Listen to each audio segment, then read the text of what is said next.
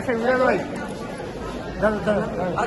যান এই ছোট লাঠি গেলারের সামনে যান একটু প্লিজ সামনে আসেন ভাই। পদ্ম সিএমএম কোর্টের ৮ নম্বর আদালত জনাব এহসানুল ইসলাম স্যারের আদালতে বাড্ডা থানার দুর্জয় আহমেদ হত্যা চেষ্টা মামলায় সাবেক মন্ত্রী দীপুমণি, সাবেক ফ্যাসিস্ট প্রধানমন্ত্রী শেখ হাসিনার উপদেষ্টা সালমান এফ রহমান এবং সাবেক আইনমন্ত্রী জনাব আনিসুল হক সাহেবকে উপস্থাপন করে অত্র মামলার তদন্তকারী কর্মকর্তা আসামিদেরকে এই মামলায় সোন অ্যারেস্টের আবেদন করেন।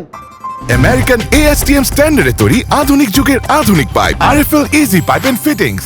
সোন অ্যারেস্টের আবেদন করা হলে বিজ্ঞ আদালত এই আসামিরা এজাহার নামী আসামি হওয়ার কারণে এবং তাদের বিরুদ্ধে সুনির্দিষ্ট অভিযোগ থাকার কারণে এই ৩ জন আসামিকে অত্র মামলায় সোন অ্যারেস্ট দেখানোর নির্দেশ প্রদান করেন।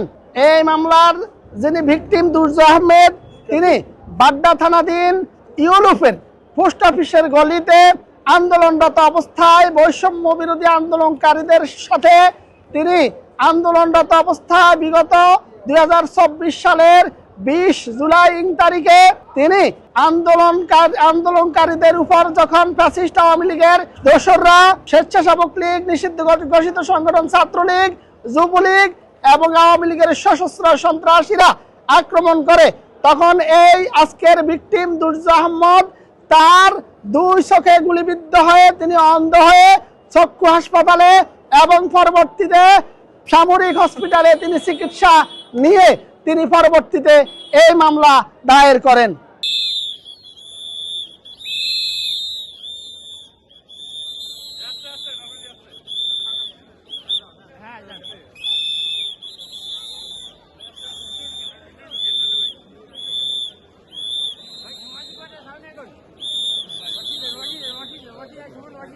তাড়াতাড়ি আসেন।